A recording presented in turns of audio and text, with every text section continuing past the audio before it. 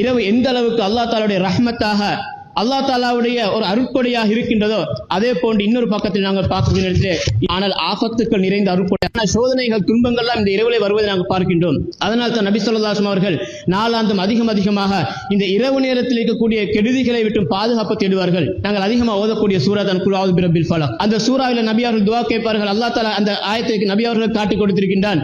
வமின் ஷர்ரி காசிகின் இதா வகப். இரவு நுழைந்து விட்டால் அதில் இருக்கக்கூடிய கெடுதிகளை விட்டு பாதுகாப்பு தேடுங்கள் என்பதாக. நான் பாதுகாப்பு தேடுகின்றேன் என்று நபியை நீங்கள் கூறுங்கள். அன்புக்குரிய சகோதரர்களே, பொதுவாக அல்லாஹ் தாலா மின் ஷர்ரி மா ஹலக், அவன் படைத்தவற்றில் இருக்கக்கூடிய கெடுதிகளை விட்டும் பாதுகாப்பு தேடுகிறேன் என்று சொல்லிவிட்டு முக்கியமான சில கெடுதிகளை ஆபத்துகள் அல்லாஹ் தாலா சொல்லுகின்றான். அதில் பிரதானமான ஒன்று தான் வமின் ஷர்ரி காசிகின் இதா வகப். அப்ப இரவு அல்லாஹ் தாலாவுடைய அருட்கொடையும் தான், அதே நேரத்தில் ஒரு ஆபத்தும் அந்த இரவில் இருக்கின்றது. நாங்கள் பார்க்கலாம், அதிகமான விஷஜந்துக்கள், பாம்பு தேள்கள் போன்ற அதிகமான மனிதனுக்கு துன்புறுத்தக்கூடிய விஷஜந்துக்கள் எல்லாம் அதிகமாக வெளியேறுவது இந்த இரவு நேரங்களிலே தான். அதே போன்று ஷைத்தான்களும் அதிகமாக வெளியேறுவது இந்த இரவு நேரங்களிலே தான். நபி அவர்கள் சொன்னார்கள், இரவு நேரம் ஆரம்பித்து விட்டேன்னு சொன்னால் அந்த ஆரம்பிக்கக்கூடிய நேரத்தில் ஃபகுஃபு சிபியானக்கும், உங்களுடைய பிள்ளைகளை, சிறு பிள்ளைகளை கொஞ்சம் அவர்கள் வீட்டில் அடைத்து விட்டு விடுங்கள். ஏன்னா அந்த நேரத்தில் ஷைத்தான்கள் வெளியேறுகின்றார்கள், அவர்களுடைய தீண்டுதல்கள் இவர்களுக்கு பாதிக்கலாம் என்று சொல்லிவிட்டு கொஞ்ச நேரம் தாண்டி விட்டு என்று சொன்னால் அதற்கு பின்னால் நீங்கள் அவர்களை வெளியே தேவையென்றால் விட்டு விடுங்கள் என்று சொன்னார்கள். அந்த இரவு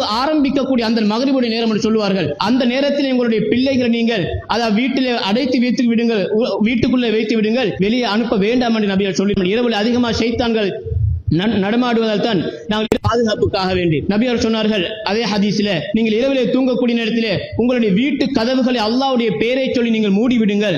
என அல்லாஹ்வுடைய பெயர் சொல்லப்பட்டு மூடப்பட்ட எந்த ஒரு கதவையும் ஷைத்தான்கள் திறக்க மாட்டார்கள். நீங்கள் உங்களுடைய பாத்திரங்களை நீங்கள் உறங்கக்கூடிய நேரத்தில் ஏதாவது ஒன்றை வைத்து மூடிவிடுங்கள். ஒன்றுமே இல்லாவிட்டால் ஒரு குச்சியை சரி குறுக்கா வைத்து சரி நீங்கள் மூடிவிடுங்கள். என்றால் அவ்வாறு மூடப்பட்டிருக்கூடிய எந்த ஒரு பாத்திரத்தையும் ஷைத்தான் திறக்க மாட்டான். வருடத்தில் ஒரு நாளிலே ஒரு விதமான நோய் இறங்குகின்றன. எந்த பாத்திரங்களும் திறந்து வைக்கப்பட்டிருக்கின்றனவோ அந்த பாத்திரங்களிலே அந்த நோய்கள் இறங்குகின்றன. அதன் மூலமாக சமூகத்தில் நோய்கள் பரவலாம் என்று நபியார் சொல்லியிருக்கிறார்கள். அதே போன்று நீங்கள் வீட்டிலே அது உறங்கக்கூடிய நேரத்தில் உங்களுடைய விளக்குகளை அணைத்து விட்டு தூங்குங்கள். அன்றைய காலத்திலே நெருப்பினால் தான், மெழுகுதிரியால் தான் அவர்கள், நெருப்பால் தான் அவர்கள் வெளிச்சத்தை வைத்துக் கொள்வார்கள். நபி இன்னொரு ஹதீஸில் அறிவிப்பில் சொன்னார்கள், சில நேரங்களிலே எலிகள் வந்து அந்த திரிகளை எடுத்துக்கொண்டு வந்து வீட்டை கொளுத்தி விடலாம்.